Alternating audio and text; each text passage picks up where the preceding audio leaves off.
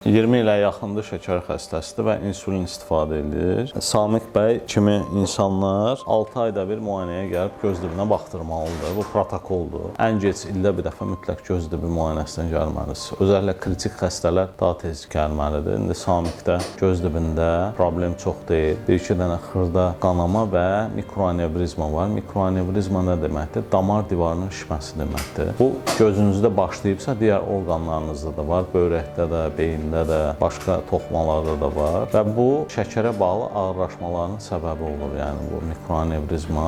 Ona görə şəkər ölçümü çox böyük önəm daşıyır. Mən sizə bu Lynx cihazı var, onu məsləhət görmək istəyirəm. Bu cihaz, onun içində bir dəriyə yapışan bir vasitə var. Onu belə qolumuza, yağ toxuması çox olan bölgəyə, məsələn qarın bölgəsinə yapışdırırıq. Bu 2 həftə qalır, yəni. 2 həftə sizin şəkər ölçümlərinizi göstərir və beləliklə siz öz şəkərinizi yaxşı monitorizasiya edə bilirsiniz. Yəni belə bir cihazı tövsiyə edirəm. Əgər şəkəriniz çox oynaqdısa, bundan istifadə edin. Hansı qidaların sizə necə təsir etdiyini, günün hansı hissəsində şəkər necə dəyişdiyini görəcəksiniz.